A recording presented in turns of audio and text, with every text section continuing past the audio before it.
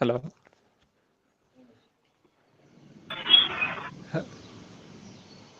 Hello.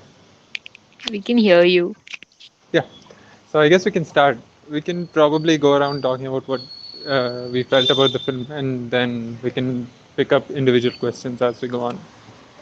So Maybe we Sharanya, should introduce um, the club and the name of the movie and what we're doing for the people who are listening on YouTube. oh, okay, thank you. So yeah, the welcome to another discussion of by Parallel Cinema Club. We have watched Taste of Cherry by Abbas Kiarostami, and the we'll have a brief discussion regarding the aesthetics and the film in general. So, can we start? Yes, I think we should. Okay. So we can go around talking about what the film made us feel, and uh, with that, new questions will arise as we go on. So, Akhilesh, would you like to go ahead and share your thoughts on the film? Yeah, okay. First off, I like the way it started. So there was a lot of these curious elements, and why he's actually looking for people, um, and it was quite interesting. So I didn't know anything about the director or the movie. I've not seen any of the trailer beforehand. And as the movie went on, I don't know. I just thought I got a bit confused, like especially the ending part. So I would really like to hear your thoughts on it, like from everyone. Mostly here to you know get your viewpoints. So I'll end by this. Sure. I guess Samatha is the Samatha has watched this film a long time ago, and if he has rewatched the film recently, I guess he would have a more mature view of what he thought about the film back then and what he thinks about the film right now. Actually, for me, the amazing thing about this movie is I haven't watched it a second time, but it's been running in my head. It's made me think and overthink it. And like Akhilesh, so on the YouTube version, the last scene was very dark. I really couldn't see much, even though I adjusted the brightness contrast. So I'm kind of lost about the last scene as well. But when I was reading a review of this film, I think the last person, the professor, is supposed to have made him think about life again and living again.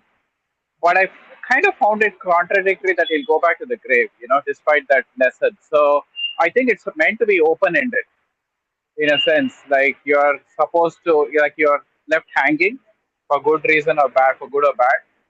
I don't think there's a conclusion from the filmmaker's side, but it's like, you can make the rest of the film in your head. It sounds funny, I know, but that's the way I took it. And neither does it say that he has decided to kill himself, nor does it say that he's decided on a new lease of life. But I want to hear from the others, like Sharanya and yourself, Nikhil, if you guys thought it had a closed ending and maybe I missed something, because particularly the last scene when he's looking into the sky, night sky, it was really so dark. I could see the cherry tree and the stars, etc., but I don't know what his final decision was. So feel free to give some inputs. Sure. Sharanya, would you like to share your thoughts on this? Mm, I'm actually still on the fence about this movie. Uh, I had sort of a lot of expectations when I got into the movie because I'd already accidentally read the plot before. But somehow I just felt the movie was heavy on dialogues and it just didn't sit well for me. It didn't make a lot of sense also in a few ways. But speaking about the ending, I felt that it was meant to be like an open ending.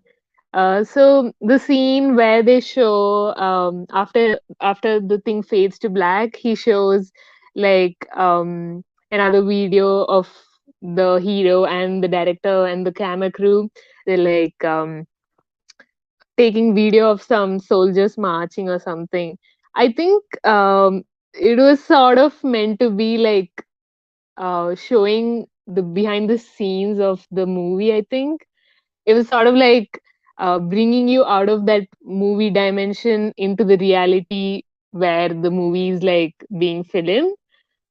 In that sense, I felt like he wanted it to be an open ending. So we don't know what happens to the character, but he somehow brings you to the behind the scenes. I don't know what was the main intention behind that, but that's what I felt the ending was about.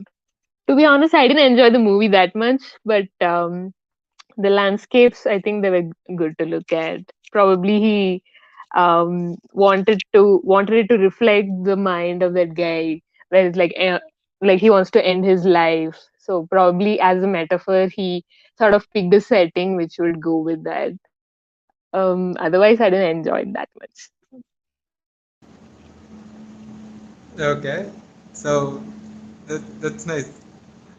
How about Vishal? Would you like to? I'm with Sharanya, and I would say we are in a club with the great critic Roger Ebert, because he totally lambasted the film. And I wouldn't say this film is without its merits. Having seen it again, I think it has a lot of things going for it, but I think it is definitely overrated. Um I don't think the film. For me, the most interesting question is not whether he died or not. But for me, the most important question is, what did the actual end of the film mean, or what was it supposed to say? So I think instead of, for me, the film never takes off. It just, and that might be Kiarostami's style also for this film. So which is all right for me. And uh, so we are never given an insight, except a fleeting insight of why he wants to commit suicide. So I'm not saying he has to give us a reason, but then the question is whether his providing us an answer, does it help us or does it alienate us from the film? So I think, I don't know about Sharanya, but I think majority of the people who are not a big fan of this film, they just don't care for this person, except from the fact that if somebody is dying, you would say, "Arey, don't die, don't commit suicide." But apart from that, I never really felt anything for this person. So there are very interesting takes in the film, and more than the fact that he wanted to commit suicide, for me, the most important and the most fun part of the film is the sociological aspect of the film, which I found it quite stunning, truth be told. But it did not come together as a masterpiece, which it is hailed as. In fact, I have enjoyed most of Kiarostami's films. I would say I am a big fan of most of his films, but not of his two most revered films, this one and Close Up. So, uh, yeah, I think it it's not worked that well for me. And I think coming back to this point that Samartha said, I totally agree with the YouTube thing. I think the end where it is too dark. Uh, so I when I had seen it, it was a different copy. When I rewatched it again, I saw it on YouTube, and there is a lot of difference in what we see on YouTube and what's there on a good copy. So there are a lot of details which are missing, which I don't know whether it helps the film or not. But I agree with you. There are a lot of details which are missing. And hi, Jeffrey.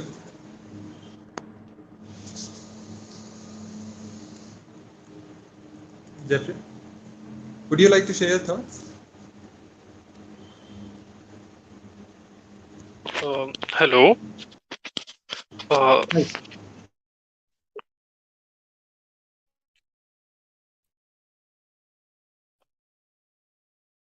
Hello. Go on, Jeffrey.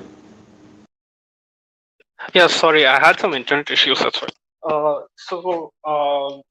I think I would stand at odds with most of you here because I think this movie really spoke to me. This was like my second time watching it.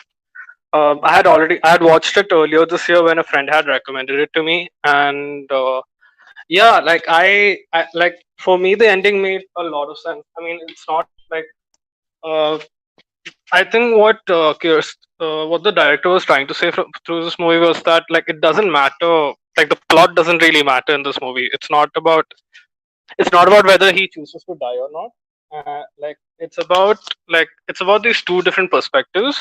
Like the whole movie, like your entry point into the movie is through him, like through the driver, through the Mr. Abadi. And even though it takes place in the open space, even though it takes place in that desert area, the movie gets more and more what do you call, like you get a sense of claustrophobia throughout the movie, like be it with the conversations that he has with the people around him, and be it with the nature of suicide, like in like discussing suicide even, like I think at the time in Iran, like I had read somewhere that it's almost forbidden to talk about suicide in uh, in the country. And and it also speaks to why that also speaks to why the other characters he talks to act so, like they immediately get detached when he brings this up. uh, and like that's the thing. I felt the movie was, I mean, to sum it up, I felt the movie was more about reflection.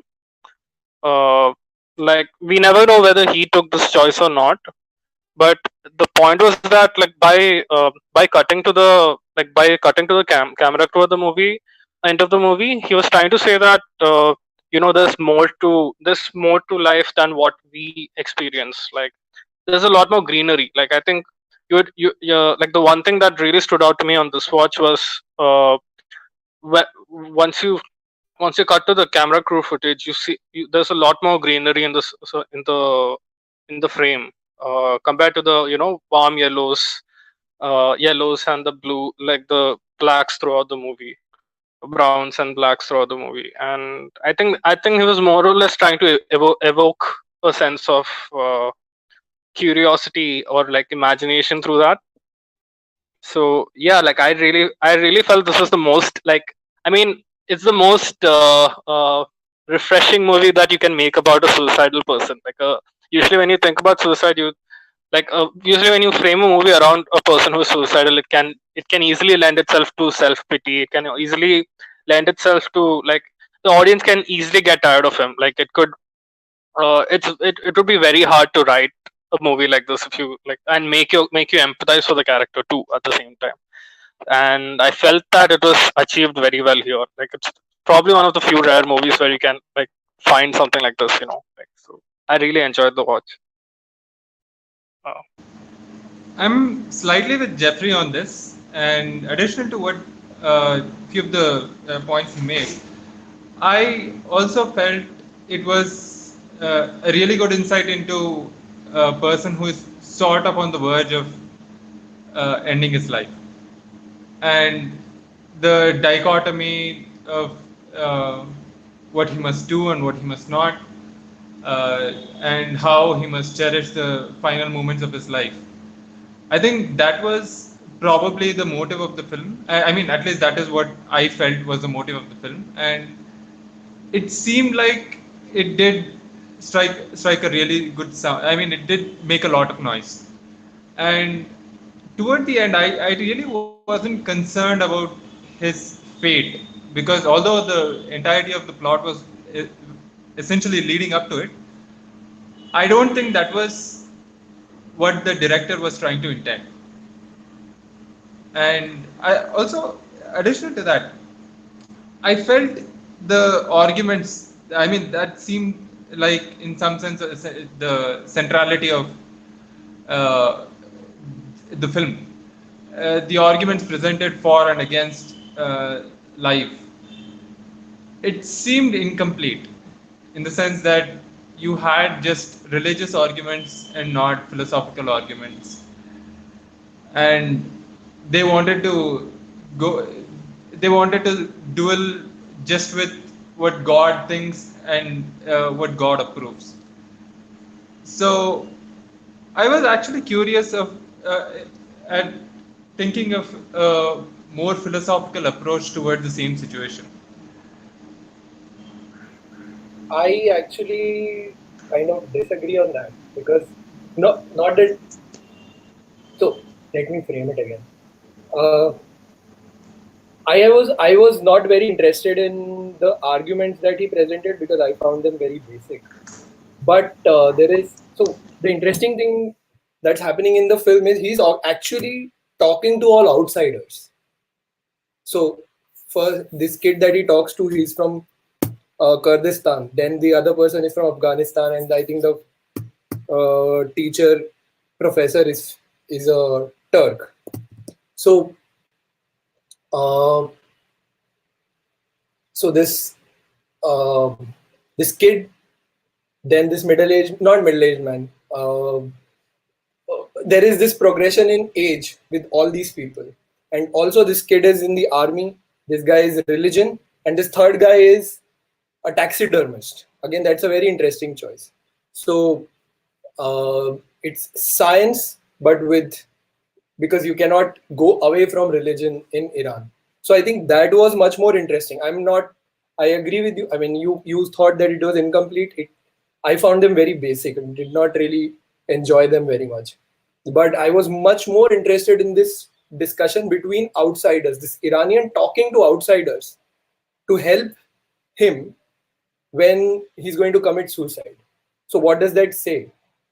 So I found that much more interesting than any arguments that the film presented, and it does, though it does give us a good interesting insight into somebody who's actually decided to commit suicide. That's true.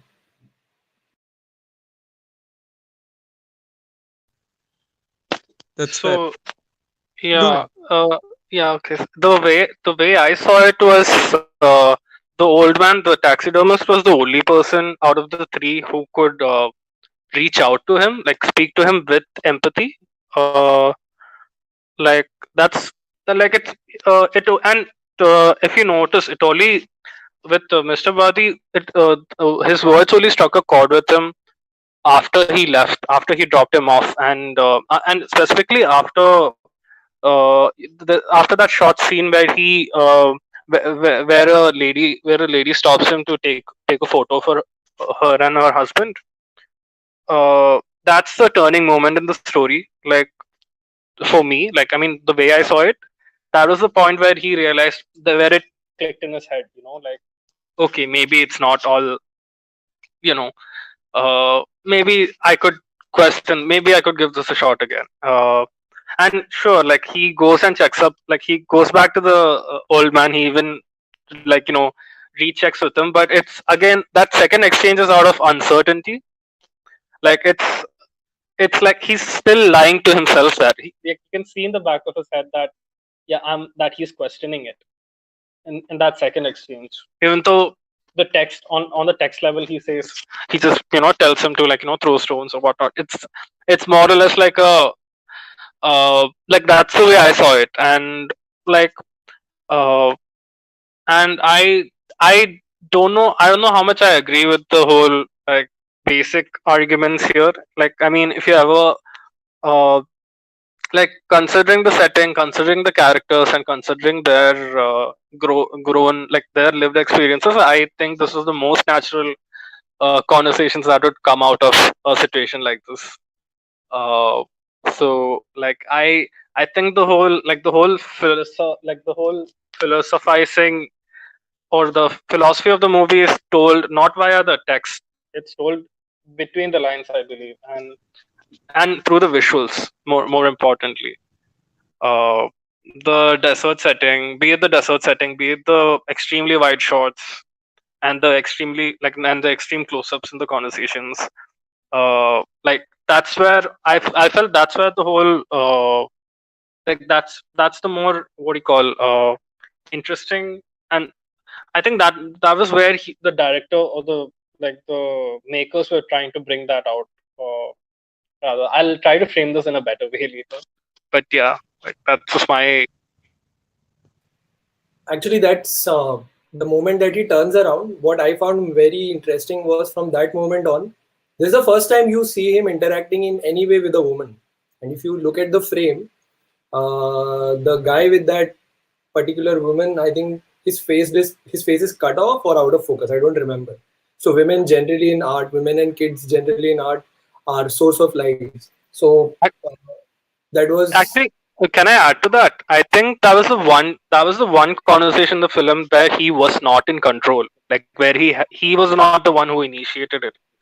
yes, Uh, so like the way if you talk to anyone who's like, I mean, I don't know, I'm pretty sure some of you would have like a person in their life who has come to question it at some point, right? Like who's been in such a space at some point. So what you note, like when you're in a space like that, when you're that depressed, I think what you would do is you would try to find you would try to find anything and everything in your environment that aligns with your belief that this is not meant for you, like life is not meant for you, and you would try to correlate it. Like it's like he was on an overthinking mode there. Like he would overthink things. He would try to like he would like how he brought up the scriptures in the conversation with the the middle-aged guy. I forgot the exact name. Like how he said that, like life is not meant living if you're unhappy according to the scriptures. So I'm taking the right stance here. Like he's throughout the film, he's like even with the young soldier, like he tries to every conversation is not it's not really with the other person. It's rather a conversation with himself. He's trying to reassure himself that I'm making the right choice by choosing to kill myself. And it breaks, and this breaks to him, like that truth gets broken only at that turning point, which is what I found very interesting. Because and it's a very well, I felt it was a very well written point, because you don't like, because if it were shown via the text, if someone like literally if it was made more obvious, or if it was made way even more subtle, it would have been completely lost on the audience, or it wouldn't have been believable at all.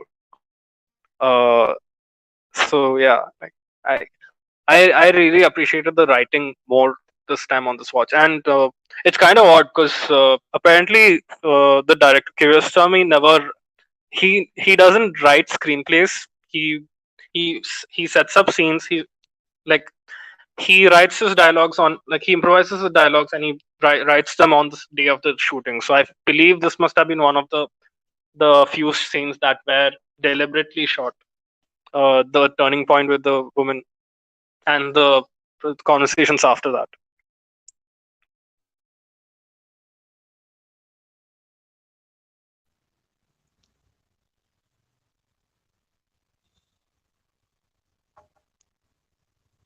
That's a fair point. And on top of that, I think I had a very personal question coming from the old person. I mean, it actually struck me on a very personal note, and I wanted to run it by the participants and try to probe their opinions as well. So it's usually the case that when a person is suicidal, they don't usually talk about how their demise might hurt uh, their loved ones. But uh, I think it was the case with the first two um, helpers, if I may say so. So I think it was only the third person who tried to uh, try and dissect his pain and his suffering, and it is usually the case that a lot of these suggestions were bordered on how nature is in some sense never changing, and um it is something uh, that could be enjoyed only if a person is alive. I was wondering why that is a strong argument.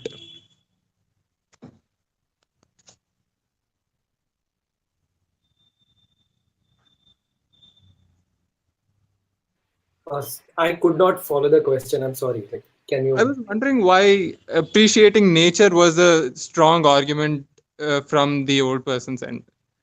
Because I mean, it is understandable that uh, I mean, those who are suicidal should not be guilted into staying alive.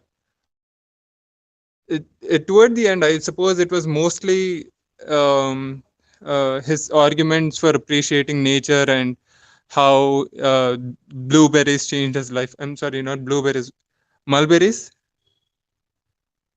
Yes, changed yes. his life.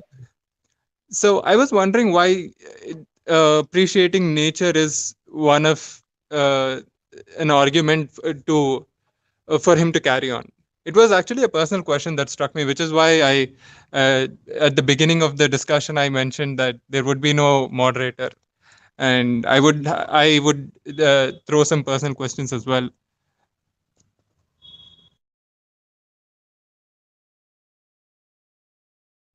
Can I answer? I feel like I've spoken too much already, but yeah, No, I please have go an on. answer to this. So like I essentially what he was trying to say is that like try to appreciate the little, try to observe and examine your life and appreciate the little things.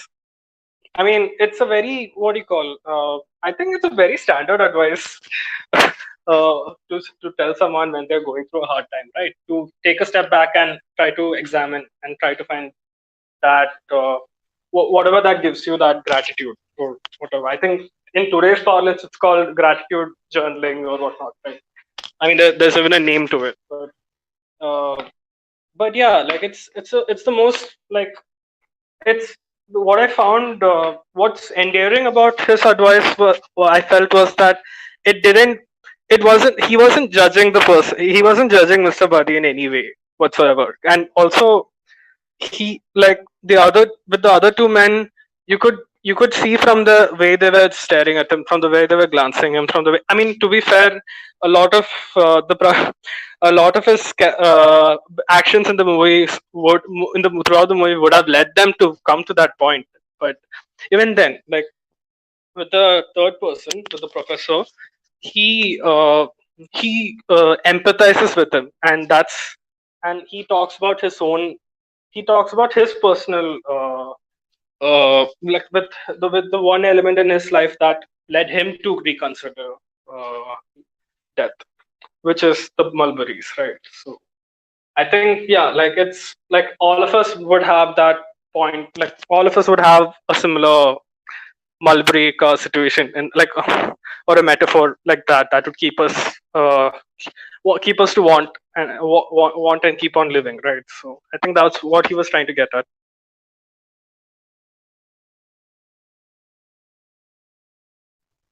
Yeah, even I agree that it was very standard um, way of tackling someone who is um, My question was mostly from a mental health perspective, and I've seen a lot of mental health experts highlight that point as well, which is why I supposed I could just run it by the participants and try to probe their opinions. Uh, but Vishal, please go on. No, I agree with Jeffrey. Like it seemed very. So he does. So these other two people, if I'm not wrong, he picks them up. But this taxidermist, I don't think he's shown him picking the taxidermist, because the other two people, he goes out looking for them and you know comes across these people and then picks them up. I think with the taxidermist, the conversation just starts, if I am not wrong. So I can like I believe if you can like I believe you can make an argument for the professor the third person being the god person here, like the god figure here, who reaches out to shake him up, like shake him up and reconsider this. Uh, like Vishal said, we never see him like even the way we are introduced to him is just like just after the scene in the desert. I mean, with the after the construction scene, right? Mr. Buddy's lowest point, where he's talked down to by the construction worker, and then he returns to the car to see this person, to see the professor. Also, the Uh, professor is the only person in the film who's showing him the way. They come at many crossroads, but he tells him that take this right or take that left. Nobody oh else yeah, does. yeah, definitely, yeah, that too. They're Yeah. they're always. So this is one thing that I was wondering, that they're always traveling down. They never go up. In this film, rarely does he go up. Very, very rarely. And it's never a steep climb. So I was wondering, was it supposed to mean something? Because he keeps on coming down, he never goes up. And whenever they're going up, Very good. shortcuts to something else, most of the time. So that was something that I wondered, maybe it was on purpose. I mean, it has to be on purpose. That's a very interesting observation. I haven't noticed that. Thank you. I'm reading Dante's Inferno, so that just visual just kept on coming back to me. It's like his descent into hell, and so I was just wondering whether something of that sort was going through his mind. Also about this open ending, right? I am not really sure whether, though it's a very interesting point, but then the fact that it's all dark, and then when we see the documentary crew, there is greenery out there. But then, wouldn't that be him taking a stand? Okay, there is much more to life than this black and white. So something that I was wondering. It's a very good point actually. So not something that I made up my mind about. But then again, then he's taking a stand, right? Which I would say a filmmaker would not take. A great filmmaker would not take such a stand. If you're saying there is much more to life, then you're pro-life, right? So then what's the point of going through all that? Yeah, and So that I am not really sure, though it's a very deliberate thing. I have a different take on it, but it's a very interesting. It's interesting. I think one thing for me that would be a huge disappointment if he did decide to kill himself. From a filmmaker's point of view, why the build up with the professor, right? Of the whole pro life thing, and it would be a huge disappointment and purposeless kind of like so. But still, I can see it being open ended because a lot of great storytellers do that. In general, they challenge the audience more. But yeah, it's all out in the open. I think it's left to people's interpretation. So with the documentary crew, I mean the filmmaking crew, what I found very interesting was, if you've seen Kiarostami's films, so he's made this trilogy called the Coker trilogy, in which in two of his films, out of these three, there is a filmmaker or there is a film crew trying to cover something. So which I felt like this is like his style going into all these films. And also, like Jeffrey rightly pointed out, talking about suicide was not acceptable in Iran. In fact, this film was like a last minute entry at the Cannes Film Festival. Somebody said that just because this film got an entry, he got a standing ovation before the film started, and obviously got a standing ovation after the film happened. So I find the sociological aspects of this film much more interesting, because as I pointed out earlier, these people are all outsiders. So he's looking for help from outsiders because clearly nobody's helping him in there. I mean, no local Irani is helping him. And so if talking about suicide is not acceptable in Iranian society or under Iranian censorship, cutting to these shots where he's making the film. So he's telling you it's just a film. I'm not giving you any idea about whether he commits suicide or not. This is just a film. So I found that very interesting. I don't have a definitive answer, but I found that is something that struck me much more than actually all the conversations in the film. Yeah. I felt it was sort of hinting at the futility of arguments in general, because we do get. I guess I might have missed the experiential arguments, but it was in some sense bordering on crude sense of positive So, philosophy. but futility, are you saying that somebody who's trying to commit suicide, it's futile to talk about it? Like, sorry, I mean, I'm just trying to understand. No. That's a fair question. And I actually meant that he was hinting at the futility of the arguments for or against, and probably suggesting that life is So much grander than that these is pesky that is arguments that altogether. is undermining. I mean, I don't think a filmmaker and let's say an intellectual would say that talking about suicide for or against is a futile exercise. I mean, he might be hinting Yeah, towards that, but I don't think the question whether to commit suicide or not should be an intellectual discussion in a film like this. Because one, like, even if you choose to state a stance, it would come across as condescending and judgmental in a way. Like I will, like, say, take a lot of Indian films that deal with the topic, or a lot of uh, uh, a lot of our films. Whenever suicide is brought up, it's usually in the form of this patriarch character, or this, the hero of the film giving a speech, and we're shown, like, and it never hits close. Like, you never.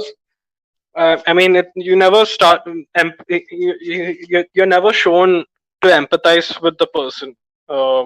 Unlike here, where that does happen on the tail end of the movie. Even with the beginning, like, Kurosami doesn't side with the Mr. Badi either. Like, he doesn't sympathize with him either.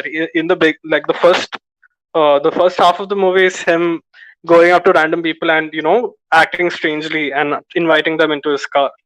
Like, I believe the first 15 minutes of the movie is just him trying to get people into his car, and as a viewer also, you're also left wondering, like, uh what is this guy doing, or why is he acting so strangely around them, or there's even, like, this homosexual uh uh, uh, this thing to it, like, with the way he's trying to solicit people into his car. Like, is he trying to get them into his car to, like, kidnap them or to take them away or whatever. Like, it's you find yourself, I've like one would find themselves questioning that, and it's only later on when I think even maybe, like, probably past the half point of the movie where you really start empathizing with him as a viewer.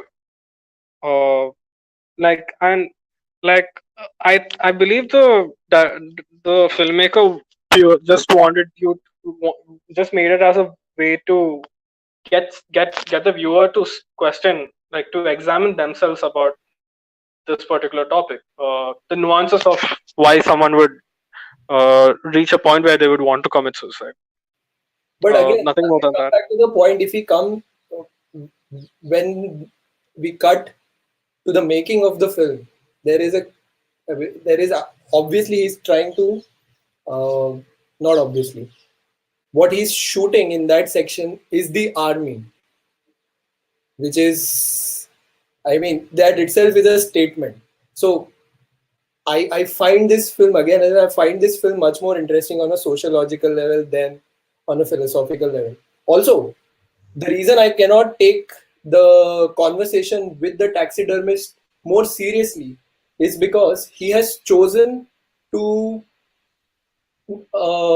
So, this conversation with the taxidermist, most of them happen from a long lens, wherein the other two guys, he chooses to cover them much more intimately.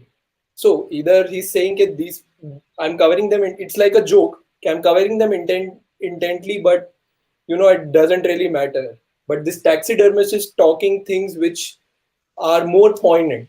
So that is what was, I mean, obviously he has an idea, but for me, it did not really come across as something which, for example, if you look at a film like uh, where Edward Young chooses not to go into a conversation, he does not cut to close ups when people are having deep conversations. So that is a style that happens very uniformly.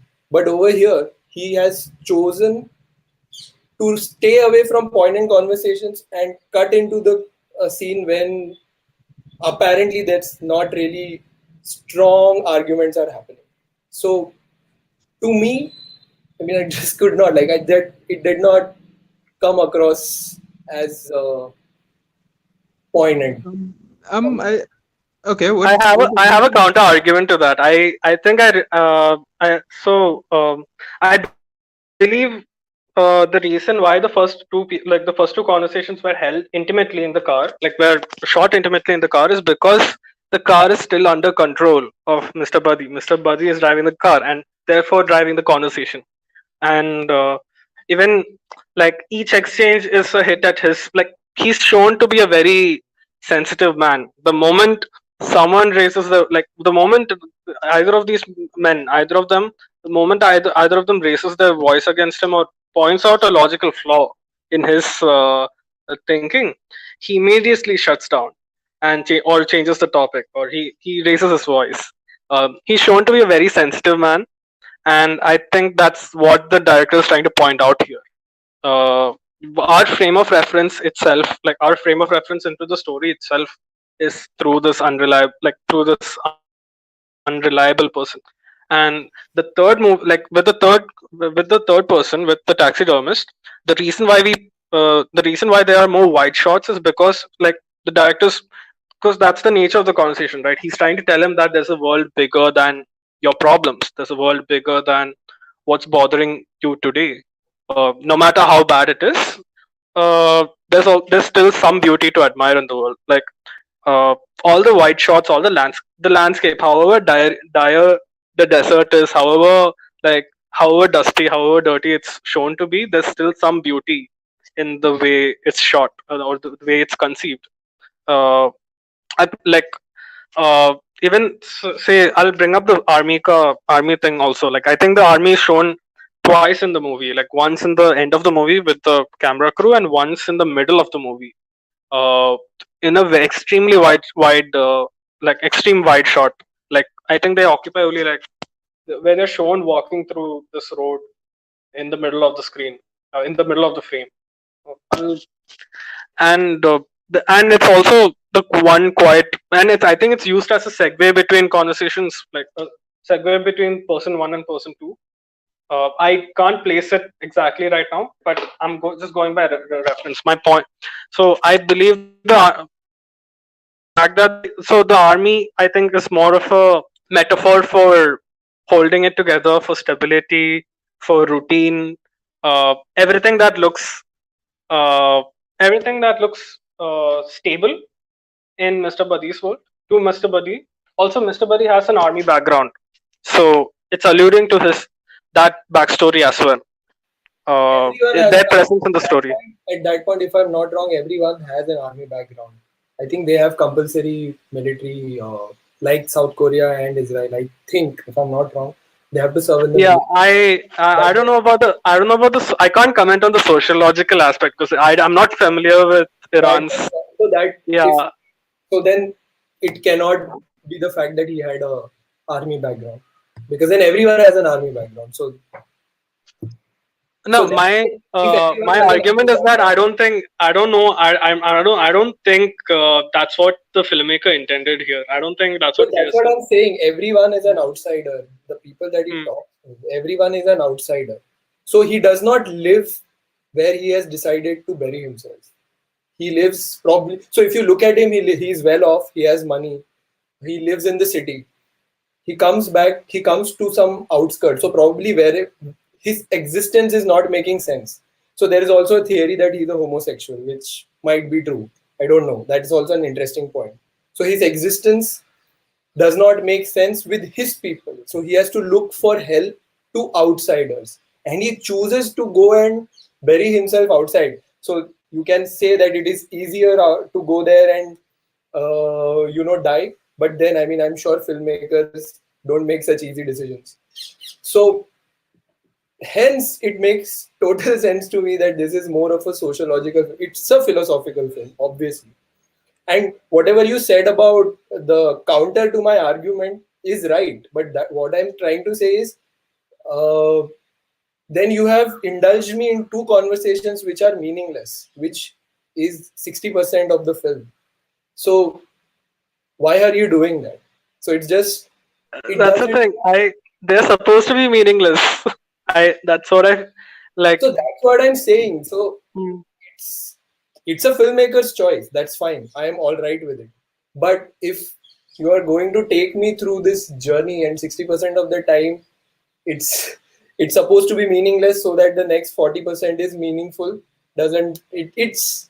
It makes sense, but then it doesn't stay with me. That's all I'm saying. I believe the true markers of a great film is when the sum of its parts like the sum of its parts is more than the value, like the Correct. But more. then in this sum, nothing really happened. That's what I'm trying to say. I mean, it's a personal this thing, but nothing really happened. So, but a lot of things happened if you look at this film from a sociological lens. So, otherwise, No, philosophical my nothing happens in this. yeah, my point is that I think everything that happens is in between the lines. Uh, like in from a emotionally speaking, or like all the developments, all the character developments in the movie are internal developments, and the fact that he said this in a car, like the fact that with the slope, like the up down slope, or with the desert setting and all, they're all just visual metaphors that are meant to signify this. I don't know if I don't know if I'm answering your question here. I'm just like posing this argument to what you're saying. uh, my point is, like, I think if you see it more as a parable than a literal story, the film makes a lot more sense,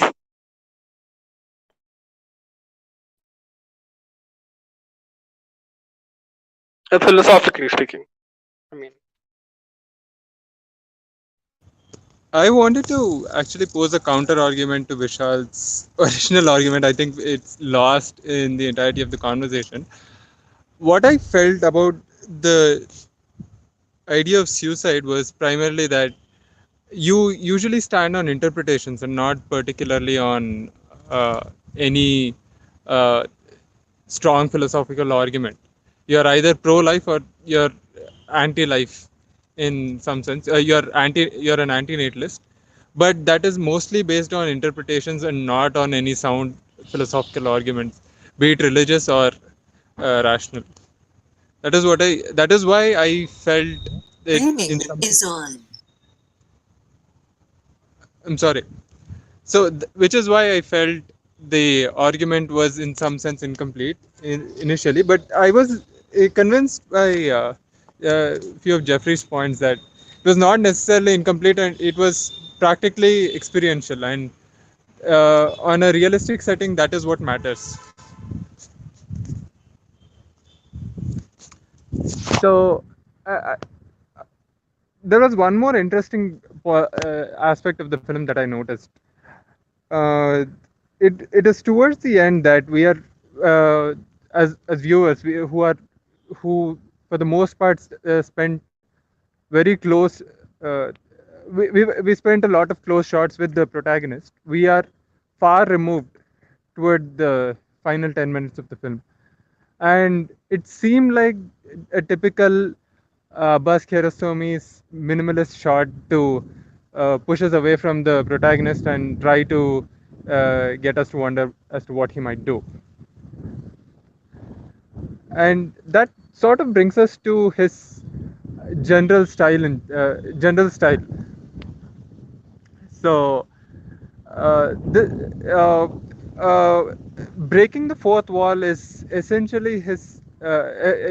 It's a typical staple on for a lot of his films. It happened with it happened with and life goes on, and it happened in uh, through the olive trees, and it happened with Taste of Cherry as well.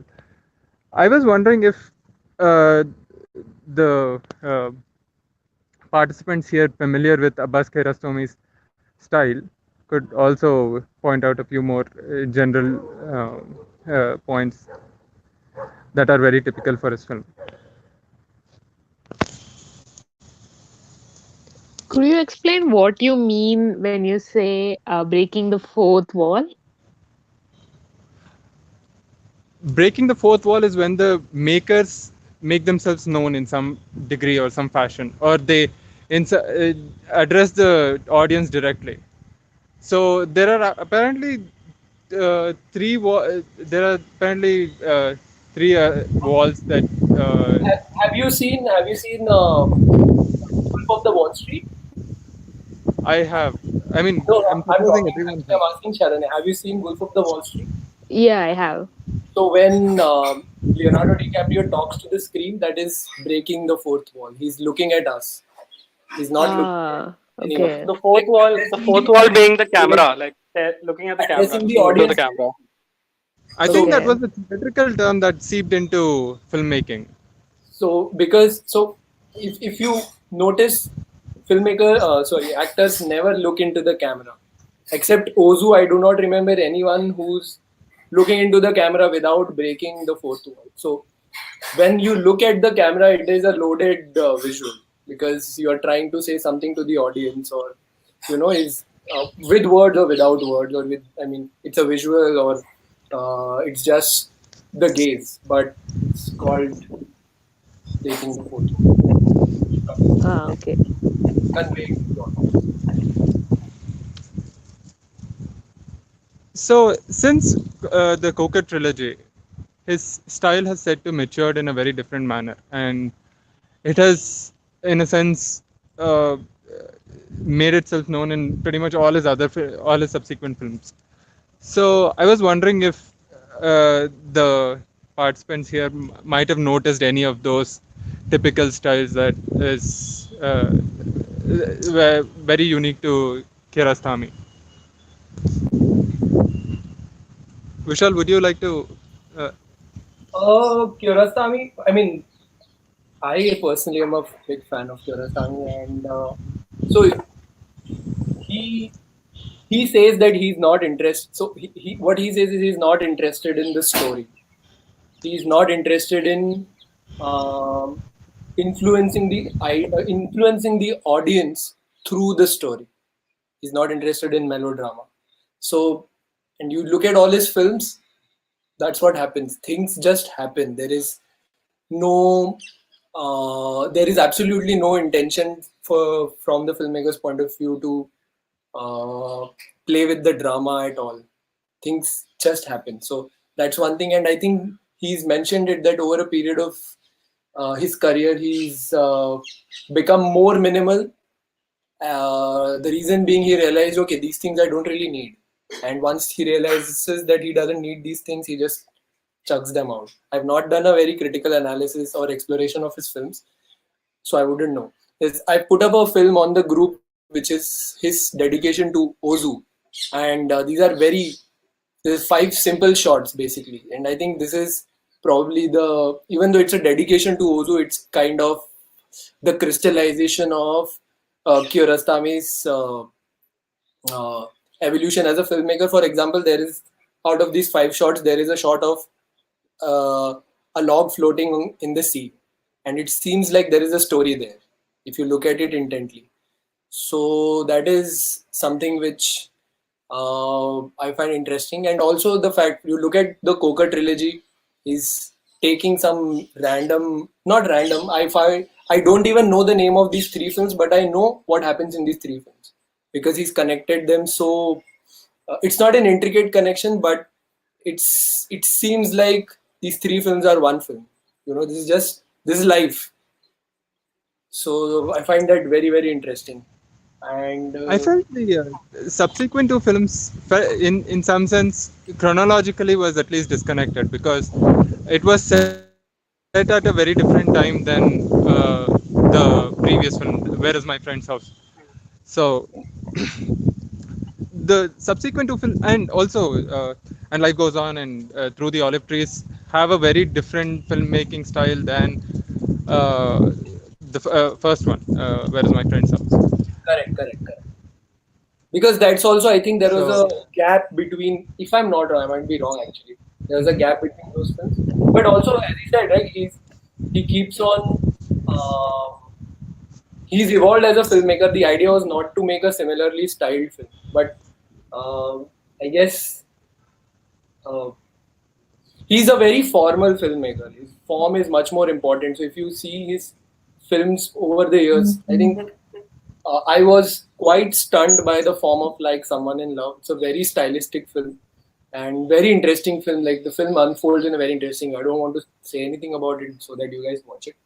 But the reason that I enjoy Kiarostami is because I love his form. He's always trying to do something interesting with the form of a film, which I find is much more challenging than telling a story. So yeah, that's my bit on it.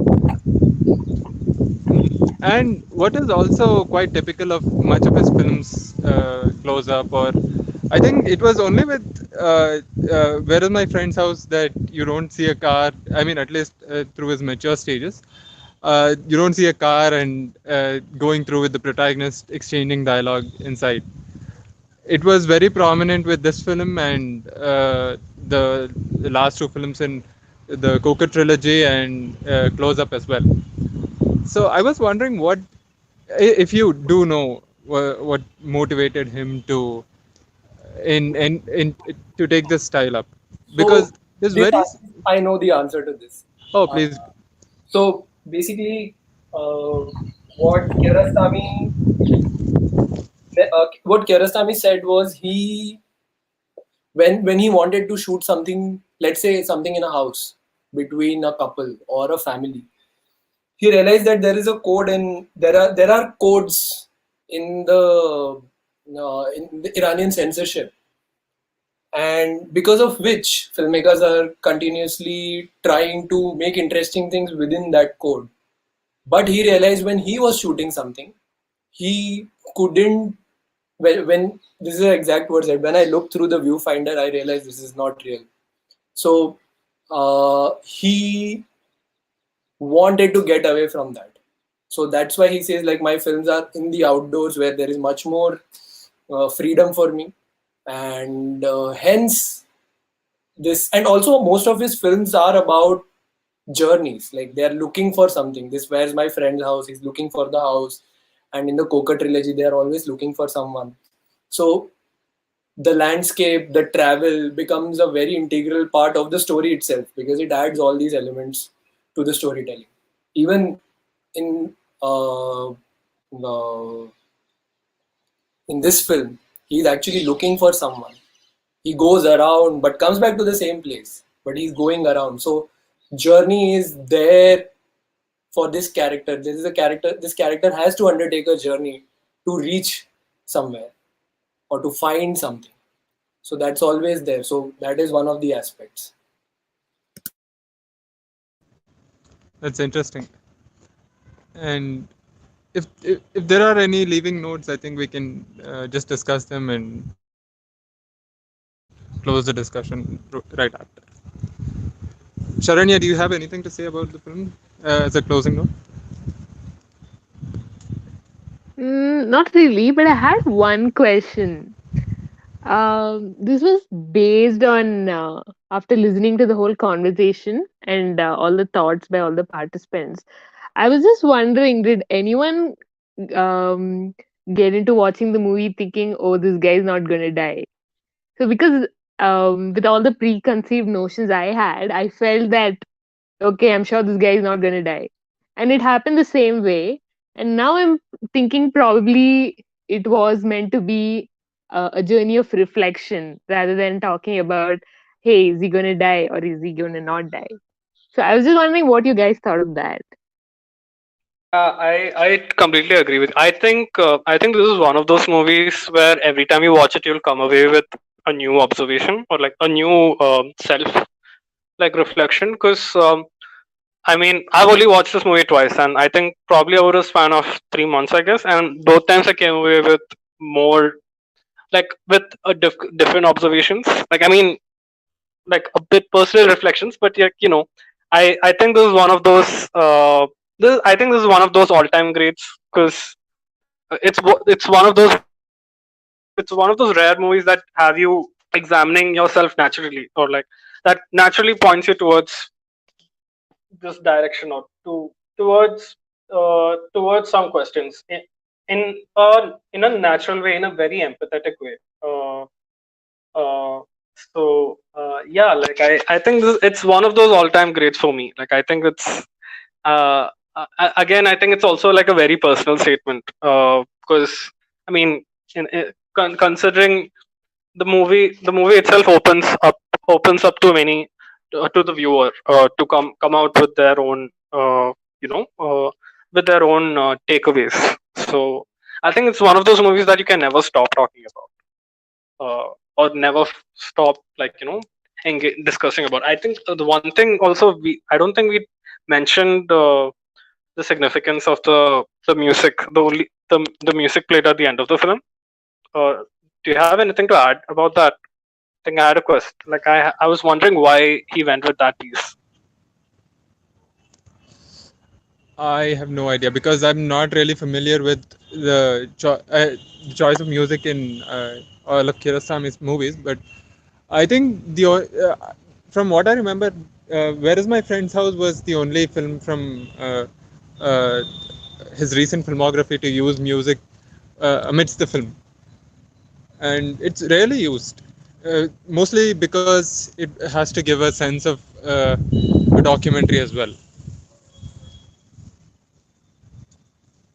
Okay. I like my only other exposure to Kiarostami's films was probably like was Close Up and a little bit of 10. I never completed 10. I've been meaning to watch it again. Oh yes, Ten is a seminal. So I yeah, think and the one I'm not really sure about the significance of the usage of music, but I did find the fact that it's a jazz piece. So was it the director talking about this? Was it the director in love with this piece of music, or is this character who comes from a specific class? Is that the reason behind playing jazz music in an Iranian film? Because it's, if I'm not wrong, I think it was trying to like evoke the freeness that jazz provides. Like jazz as a genre sort of is very free flowing. It's very uh it's soothing yet melancholy. Like even this tune, I think it starts on a melancholy note, right, with the trumpets, with the soul trumpet, and then it just slowly increases and becomes more and more harmonious. I'm not a musician. I'm not an expert on jazz, so a lot of this is just my personal, like, takeaways. I don't think it's academic at all, but yeah, like that's the way I saw it. I think it was more like a summary. That tune was more like a summary of the whole movie for me. Like this is what I was if it didn't occur to you yet, this is what I was trying to tell through so coming the song. coming back to Sharanya's question, for me it was I never it never felt to me like when I started watching the film. I mean, if these filmmakers are not, they usually do not. The film will not be about whether or not he commits suicide. So I knew when I sat for the film, I knew that's not the chunk of the heart of the film. So that was my takeaway. I mean, I don't know. That's what I felt. Yeah. I had another question. Like, what was like? I'm not entirely aware of like familiar with Kurosami's background. Like when he made his film, like, but do you think he made this for a Iranian audience or for a universal audience? Like, was it a festival movie at the time when it released? I'm supposing after the Coca trilogy, he started making films for the international audience as well, because Certified Copy followed soon after. It came in 2002, if I'm not wrong. No. Certified No, copy. no, I meant this movie, like Taste of Cherry. Was it Certified copy like? is 2012. So I might. So Kiarostami himself, he said that art house filmmakers or filmmakers who are not making easy films are not really respected in Iran, and the critics are especially harsh towards us, Iranian critics. So we look towards the West. We are not trying to make Western films, but we do look towards the West for gratification or some sort of appreciation, let's say. So, uh, pretty sure that after a point in his career, he was making films for a universal audience, not really, but talking Iranian about Iranian stories. So he said this thing that uh, there are multiple quotes attributed to him wherein he talks about the fact, even though his films had a difficult time in Iran, he was very much in love with the fact, not love, like he believed that if he's making films outside, he will never be able to create things that will transcend. Though it's not really true, because he did make film. He made a Japanese film and it did transcend language barriers. But he did make films for a universal audience. But with uh, they are definitely universal films, but he believed that these were all coming from Iranian roots.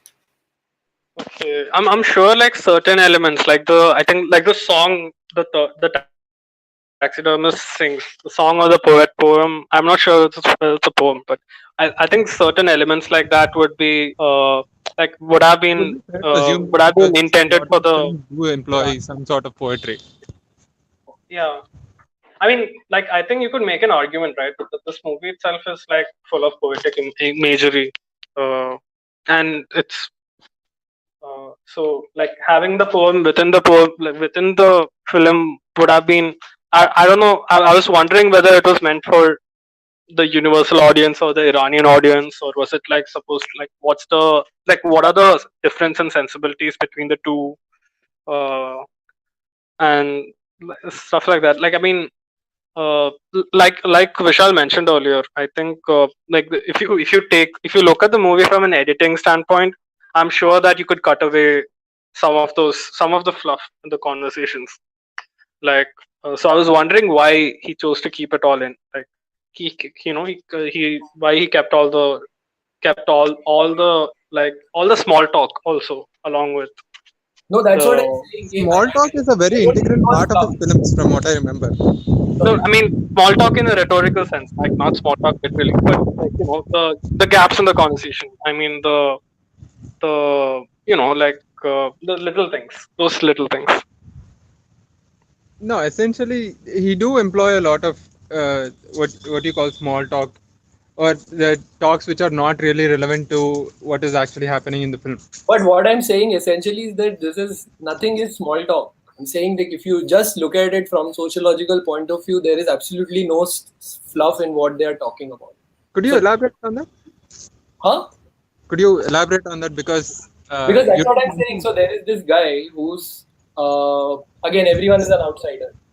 Then the first guy, he's a kid. So you see this kid, then probably somebody in his early 20s, and then somebody who's older. So there is a progression in age. And then they also come from a particular background. One is science, one is religion, one is the army. So there is clearly something going on. So there is no fluff out here. So that's why I say, like, I find No. That's not what I meant. I meant like say in certain exchanges. I meant like you show. I'll give you an example. But Like that's all in right. the That's fine. As in, not everything uh, is supposed to, how do you, when we talk in real life, there is a lot of fluff. So actually, that is much more difficult to do in cinema, because everything that yeah. makes sense is easier to do in cinema. But Yeah, my question is, I think like say again, like if one of us were to replicate it tomorrow, and say we shot a movie like this where it's a natural conversation between you and me, okay, and like how would you go about editing it? Like what would your questions be in the editing room? Like I'm sure Kiarostami would have had to cut off some portions of the dialogue or whatnot. Like I was wondering what would have been what would have gone through his mind when editing such a movie like this, like where even those small, like even the smallest, like I think like I said, like there's a specific moment where Mr. Badi, the protagonist, asks the same question to the soldier kid, and the soldier kid is just shown to be staring into this. He's in his own world. thinking about something or the other. And he repeats the question over I think over the course of 30 something seconds. Like, I can't remember the exact aspect. It was early on in the conversation when, and I was wondering why he went with choices like that. I'm sure a lot of it would have been improvisational. I don't know how. I can't think of how this movie would have been conceived, like dialogue wise. No, actually, even I used to think the same, but my illusion was broken by Richard Linklater because I thought it was like the before series. A lot of it was improvised, and they had a basic structure, but then they kept on improvising. But apparently, every word was written before they started shooting. But when you look at the film, it doesn't feel that way. So you never know. I mean, unless you know or the director has said it specifically. Like Wong Kar-wai doesn't write at all, so he has everything, and then he makes a film in the edit. I think about the editing, the easiest way I can give an answer is you divide the film into different sections, and especially this one, which has technically 3 or 4 sections. So, but you will also subdivide it, and then you will figure out the rhythms that you want. So at every point you will want a different rhythm. You don't want to make the film monotonous. It might seem monotonous, but I'm pretty sure that if you introspect, I mean, if you analyze the film, Exactly. Because the structure of the film holds, like, the structure of the film is almost like a play. Like, you have these 3-4 sections. Like, you have a beginning, you have the ending, and you have 3 sections in between. Like, with a break of wide shots and the establishing shots in between, right? The lull or something. So, say if you give this premise to Aaron Sorkin tomorrow, or like what's the Manchester by the Sea guy? I forgot. Like, yeah. So if you give it to him, if you give this same premise to him to them tomorrow, they would also come up with a standalone piece, like a great piece on their own. I'm sure, but it wouldn't have the nuances that this movie had, like visually speaking, or with respect to the sound, with respect to the sound choices that he used here, and the visuals that he used here, and the whole atmosphere. Actually, the whole atmosphere that this movie has. But then you are comparing totally different style of filmmaking. If you compare with somebody who's a similar style, then probably we can have a conversation, because you could probably they are doing their if you're like Kenneth Lonergan is doing his own thing, and clearly he's doing something right, and same is with Aaron Sorkin. Actually, Kenneth, like I'll take back Aaron Sorkin. I'll stick with Kenneth Lonergan. I think Lonergan has also made a movie about a similar protagonist in certain respects in Manchester by the Sea, right?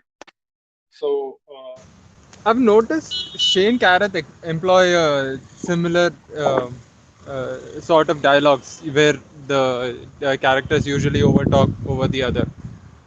I'm supposing that could be a more fairer comparison, but I'm supposing Shane Carruth was in some sense inspired by Abbas Kiarostami in some degree. Shane Carruth, the primer guy? Yeah, the primer guy. Because there is a lot of over-talking between the characters, and it, in some sense, brings out a more realistic sense of conversation. I'm not sure if I'm answering your question directly, but this is a staple in much of Kiarostami's films as well. The characters usually in conversation talk over the other, and that makes, I mean, for a foreign audience it makes it hard for them to follow, but it does give a strong sense of realism. Yeah, Noah Baumbach has started doing it. I think he did it with Marriage Stories. I don't remember. Probably he did it even in Marriage Stories. Baumbach, yes. Right. Okay. Kenneth Lonergan versus Abbas Kiarostami. That is again interesting. But I think yeah. I'm sure the similarities would stop at the themes and the characters. See, my point is Abbas Kiarostami is not even aiming for the offbeat audience. He's directly aiming for the art audience. Kenneth Lonergan is probably not aiming for commercial success, but he's definitely aiming for the place in between.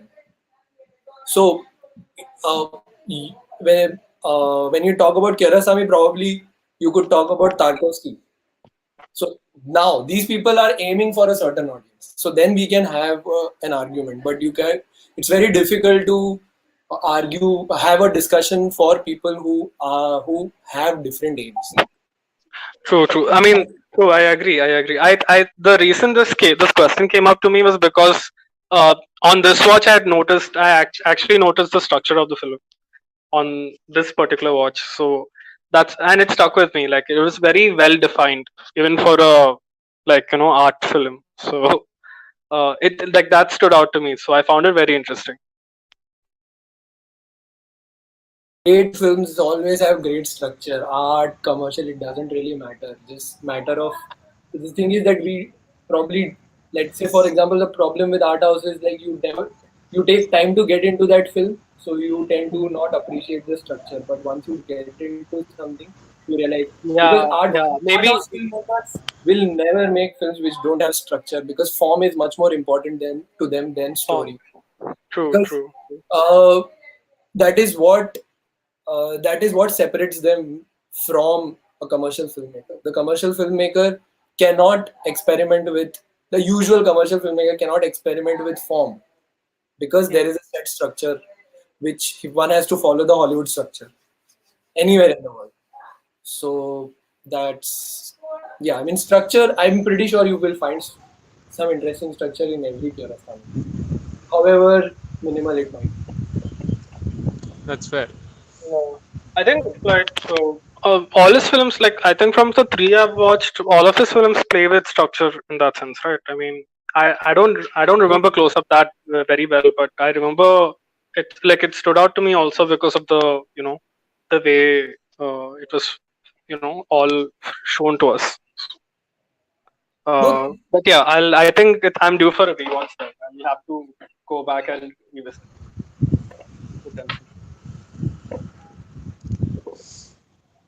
Anyway, so I guess we can close the discussion at this point. Yeah, it was great. Yeah, that was a nice discussion. Yeah, thank you for joining. Yeah, thank you. I really appreciate this discussion. Thanks. So, Jeffrey and Vishal, if you are on Letterboxd, I would like to follow you.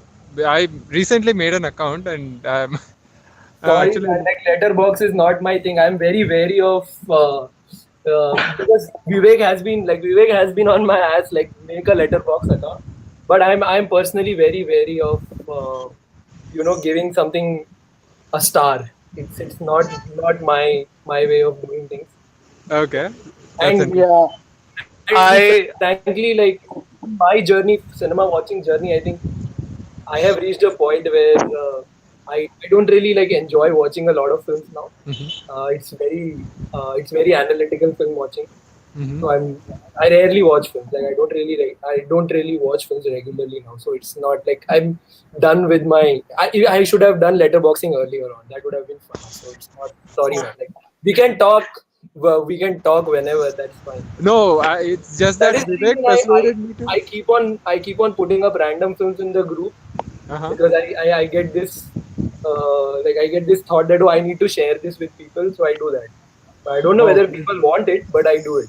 Anyway, please do. I'm pretty sure one of them is actually logging it. I'm very sure Vodlo Manga is on the group. He's actually logging all the films that are being mentioned in the group. Yeah.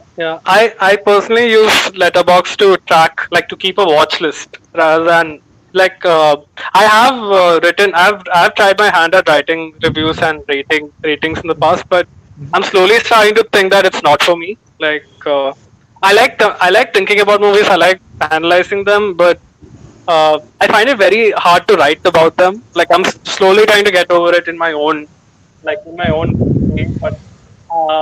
But yeah, sure. I mean, I'll send you my ID if you would like. And like please nowadays, I've been watching. Just that Vivek persuaded me to start using my Letterboxd again. I had an account; it was very dormant. So I'm sort of enthusiastic. I'm at the primitive stages of using a new app. Yeah. I Also, like Vishal, I'm also in a very like I've been watching a lot more like mainstream or like light movies these days. Like I've like so even and I only use Letterbox to like track just to track how many movies I'm watching in a year, stuff like Also, that. So one thing about Letterbox is if somebody like me goes on Letterbox, it would be very addictive. And B, exactly. I have a very rigid style of watching films. Like I have a timetable of watching films. So uh, films on Letterbox like won't make any difference to me. So I see no point in. For me, it doesn't make any sense. But I mean, we can talk whenever you want. Like, that's fine. Yeah, I would love to like reach out to both of you like to Anytime. talk about. and Sharanya, do you have a letterbox? Yeah, I do, but I haven't really added any films yet. Okay. Seems like a chore, Yeah. yeah. Oh yeah. Also, like I've been watching. Like to be fair, like I just want to be clear. Like I mean, I'm all over the place with respect to the movies I watch. So I don't know. I don't know how you would find my feed to be. Oh, I Yeah. have. I guess I have. We Are the Millers on my watch list as well. So I wouldn't be the one to judge you anyway. Yeah. But Like it's very important to watch everything because I think we've had this That's true. conversation earlier. There is That's great craft involved in commercial cinema, and there are like really films which are uh, like they are touted as art house films, but they are just especially in India, a lot of times you just see realistic films being called as art films. exactly. Have Exactly. Like, no craft at all, and I find them extremely boring. mm, So it's all right. You should watch everything, man. mm. Fine. Thank you. yeah. I don't believe in like sticking to like like watching the so like I'll tell you what I've been watching lately. I've been watching like I think this last couple of weeks like this last week I wanted to last weekend I was not in a great mood, so I decided to stick to like comedies and like stuff like the Oceans trilogy and like the Kamal Hassan comedies, old Kamal Hassan comedies and stuff like that. So I, and even like in a mood wise, I've been like that for this whole month. So apart from the club, like the parallel, this particular club, are we still recording? Is this still live streaming? Oh no, I actually noticed the mark. So it's Oh right, okay, yeah. So I don't know if I would want the sound, no. Okay, but hold on. yeah, Let me like just stop Your the recording. secrets are safe. Your secrets are safe. yeah.